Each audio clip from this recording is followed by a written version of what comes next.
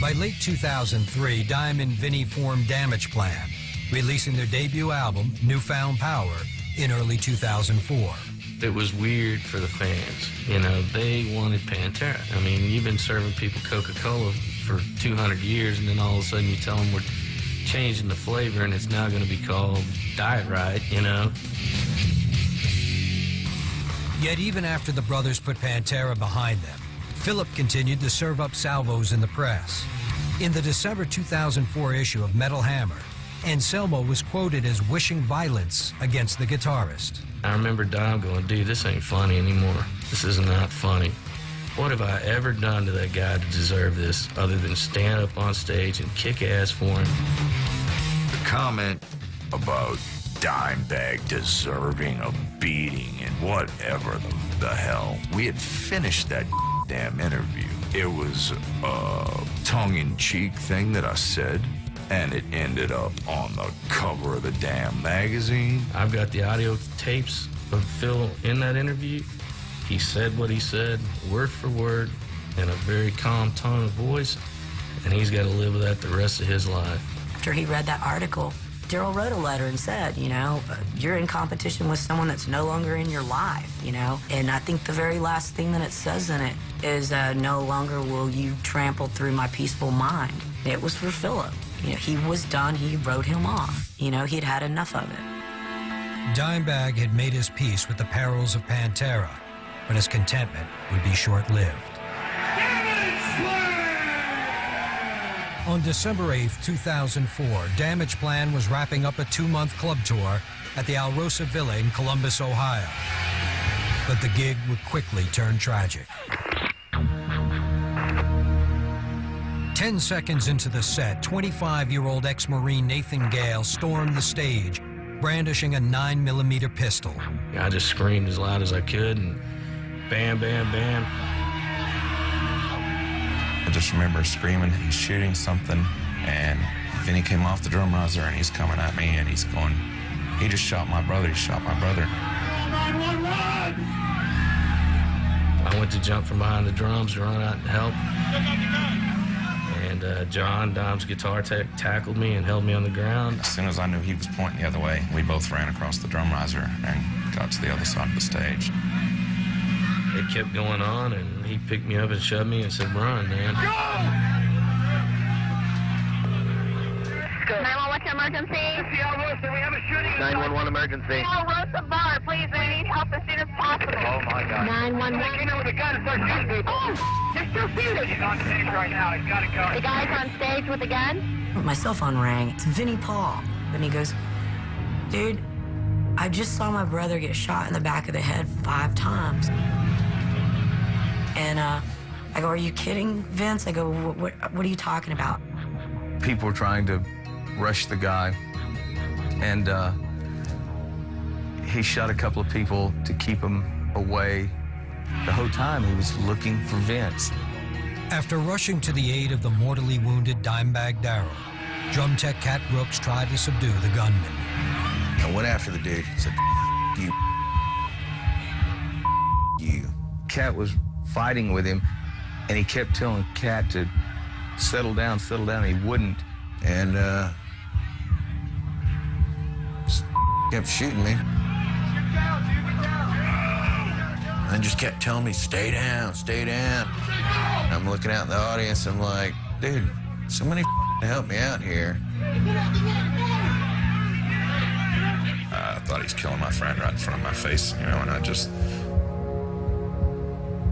screaming no, you know, but there was nothing I could do. I can't really see what's going on. I'm just, you know, I'm like, quit shooting, quit, stop, please, stop shooting. You're killing all my friends, stop it. And he goes, shut up, bitch. I looked over my shoulder and I heard the chaos, and I look, and there was an officer coming through the door. And immediately I saw someone laying there that was bleeding. There was a small group of security guards standing there saying, he's there, he's there. Columbus policeman James Niggemeyer was the first of 8 officers to arrive at the scene, just 3 minutes after receiving the dispatch call at 10:18 p.m. I motioned for the officer over there, and I said, yeah, You gotta kill this guy. He's gonna kill more people. He's got my friend. As I started working across the back of the stage, he then moved the gun to the hostage's head. And as soon as he put the gun to the hostage's head, I realized that I had to do something to try to save the hostage. And then just all at once, he just took aim and he just leaned back real slow. I watched him click the safety with his finger, and when he clicked the safety, I just plugged my ears and turned my head. I stopped and pulled the trigger. It was just like a cannon blast. All of a sudden, the weight was off me, and I was like, somebody got him.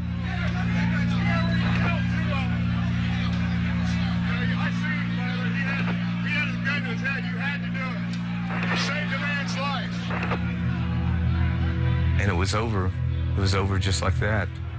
I looked up, and he was down. The cat was moving, and at that point, I ran to the floor where they had Dime on the floor.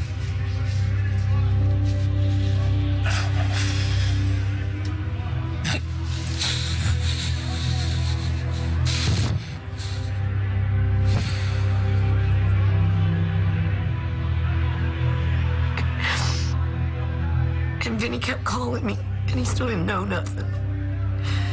And then when he called me back and said, my brother's dead, and that's all he could say. And we both just cried.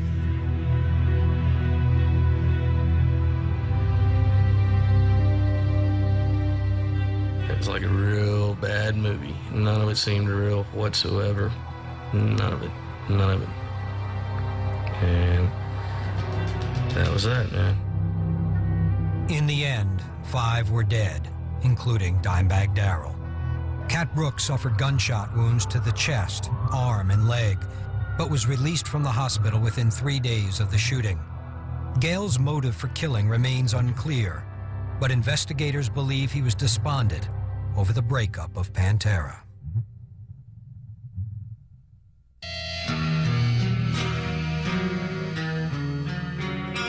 The brutal onstage murder of 38-year-old guitarist Dimebag Darrell Abbott in December of 2004 sent shockwaves reverberating among everyone who knew him or were touched by his music.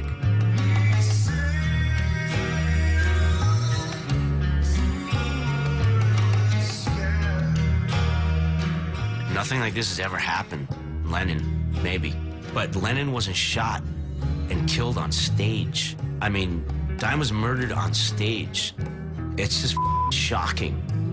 I lost everything that night, you know. I just feel like somebody took a hacksaw and cut me right down the middle, took my right arm, my right leg, and my whole heart. I would love it if 2 minutes from now he walked through that door. I still feel like he's going to. He did not deserve this. Yet Dimebag's memorial service was anything but somber. It was the ultimate rock and roll send-off, right down to the Kiss casket in which the fallen guitarist was buried. There's all these rock stars coming in. It just looks like Headbangers Ball. There's Eddie Van Halen up there talking at the funeral service.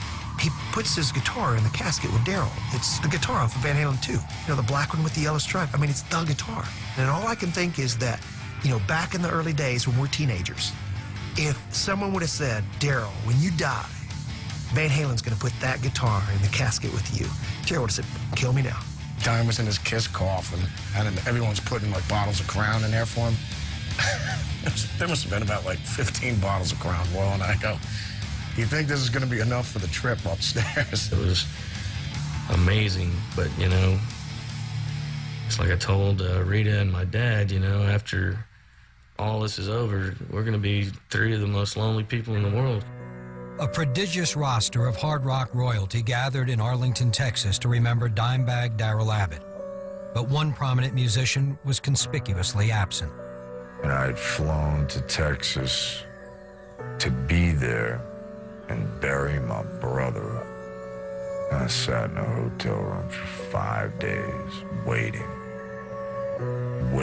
sending message after message to Vinnie Paul and anybody else who would even care to hear.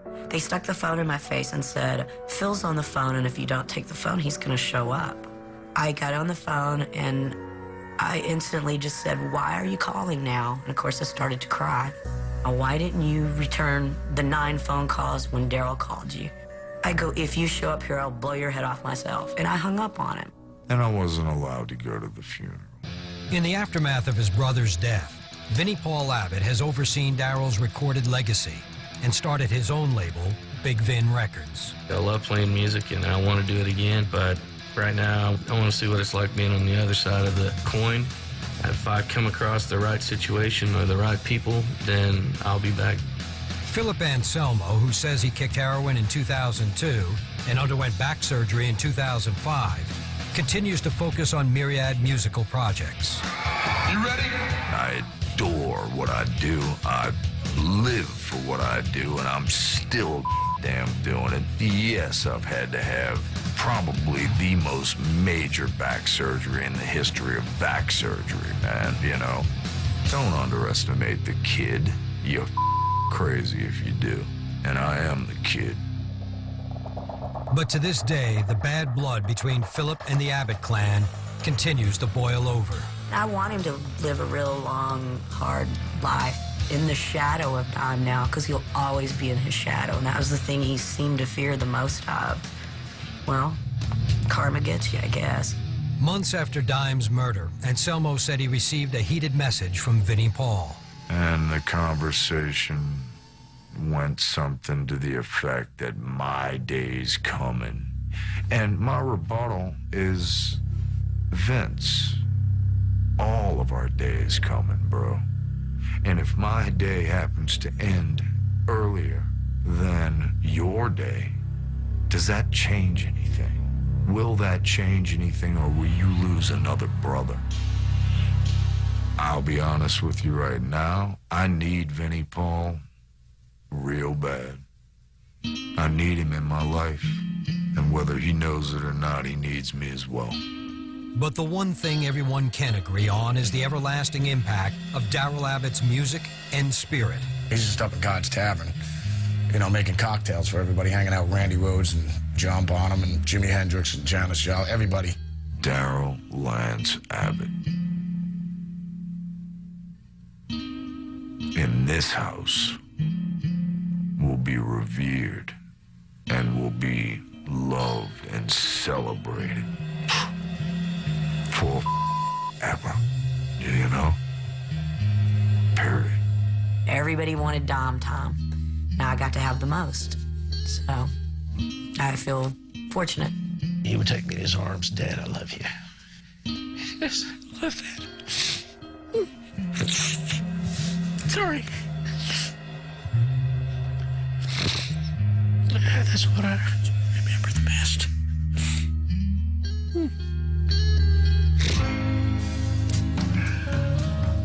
Underneath all that hard rock and roll exterior was a little boy.